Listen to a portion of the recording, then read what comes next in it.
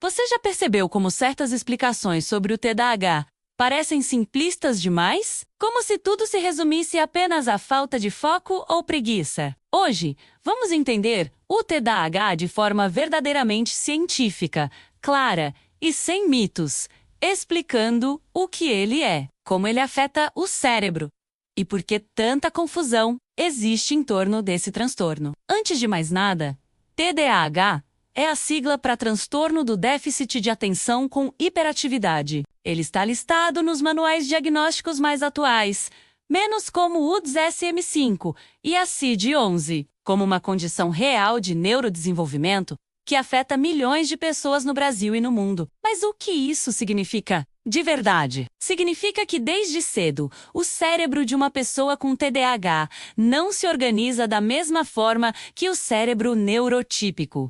Isso não é culpa de ninguém, não é falta de educação, não é preguiça, é apenas neurobiologia. As áreas do cérebro que mais participam de funções como foco, organização, planejamento e autocontrole, especialmente o córtex pré-frontal, desempenham um papel central no TDAH. E seu funcionamento é diferente. Isso afeta diretamente a forma como tarefas rotineiras são iniciadas, sustentadas e concluídas. Um dos principais mecanismos envolvidos é a ação dos neurotransmissores, em especial a dopamina, que atua como um mensageiro químico fundamental para motivação, tomada de decisão e sensação de recompensa. No TDAH, esse sistema dopaminérgico tende a ser menos responsivo em situações de baixa estimulação. Ou seja, o cérebro não recebe o sinal de recompensa típico, que permitiria manter foco em tarefas monótonas ou pouco estimulantes. E por isso, muitas pessoas com TDAH conseguem hiperfocar em atividades intensamente interessantes, enquanto lutam para começar ou terminar atividades consideradas básicas. Isso não é escolha. É neuroquímica. O maior mito: TDAH é falta de foco.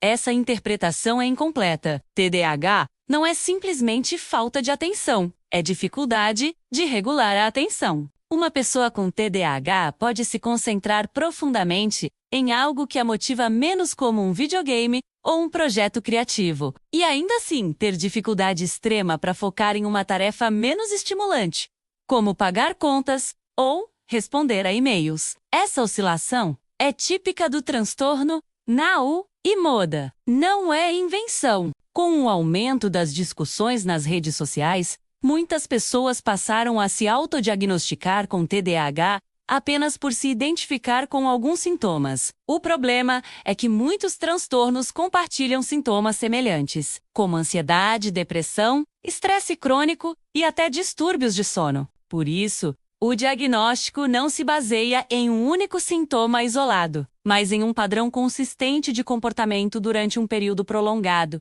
e desde a infância, impactando a vida da pessoa de forma significativa. Como o diagnóstico é feito, não existe um exame de sangue ou raio-x que confirme o TDAH. O diagnóstico é clínico. Isso significa que ele depende da observação cuidadosa do histórico e do comportamento pela perspectiva de um profissional capacitado, como um psiquiatra, neurologista ou psicólogo treinado. Durante a avaliação, o especialista busca evidências de sintomas persistentes, desde a infância, impacto negativo na vida social, acadêmica ou profissional, padrão de desatenção ou impulsividade, exclusão de outras causas possíveis. Além disso, instrumentos padronizados, entrevistas clínicas e, quando necessário, a participação de familiares ou professores ajudam a formar um quadro mais preciso. Os principais grupos de sintomas. Embora cada caso seja único, os sintomas costumam se dividir em 3 grandes categorias. 1. Desatenção. Dificuldade em manter foco, esquecer tarefas, perder objetos de distração fácil. 2. Hiperatividade. Sensação de inquietação interna, movimento constante, mais evidente na infância. 3. Impulsividade. Agir sem pensar nas consequências, interrupções frequentes, tomada de decisões instantâneas. Nem todos apresentam todos os sintomas com a mesma intensidade. E isso explica por que muitas pessoas com TDAH passam anos sem perceber que têm o transtorno, confundindo-o com personalidade ou hábito. O TDAH na vida adulta. Muitas pessoas acham que o TDAH acaba quando se torna adulto, mas não é assim. O transtorno continua, apenas se manifesta de forma diferente, menos mais voltado à desorganização interna, gestão do tempo, memória de trabalho, procrastinação e sensação constante de sobrecarga mental. Adultos diagnosticados tardiamente muitas vezes relatam dificuldade em manter rotinas, sensação de cabeça cheia, esquecimento de compromissos, sensação de estar sempre atrasado. Esses sinais, quando persistentes e incapacitantes, vão além de simples maus hábitos. Por que tantos vídeos não explicam direito o TDAH? Quando buscamos conteúdo sobre TDAH no YouTube, muitas vezes encontramos explicações curtas ou superficiais, focadas apenas em dicas rápidas ou em rótulos simplistas. Um estudo mostrou que grande parte dos vídeos sobre TDAH tem informação incompleta ou até enganosa. E os vídeos mais populares nem sempre são os mais corretos do ponto de vista clínico. Isso acontece porque plataformas favorecem formatos curtos e chamativos.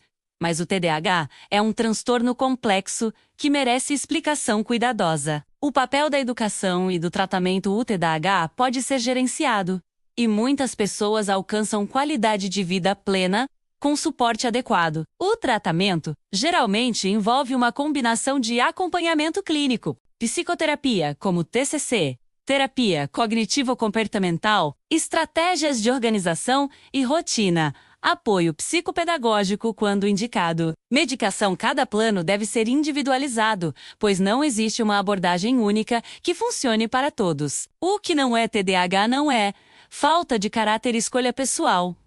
Desculpa para a preguiça, apenas distração comum. É uma condição neurológica real, e reconhecer lá é o primeiro passo para criar estratégias que funcionem de verdade. Dicas reais para lidar com TDAH no dia a dia sem romantizar o transtorno. Algumas abordagens práticas que muitos especialistas recomendam são: dividir tarefas grandes em partes pequenas, usar lembretes externos, agenda, aplicativo, relógio, trabalhar com blocos de tempo, criar ambientes com menos distrações, reforçar rotinas constantes, buscar acompanhamento profissional. Essas práticas não curam o TDAH, mas ajudam o cérebro a contornar as dificuldades. Conclusão: se este vídeo te ajudou a entender o TDAH de forma clara e baseada em ciência, curta e compartilhe com alguém que ainda vive sem respostas. Siga o canal para mais conteúdos que explicam a mente humana com profundidade,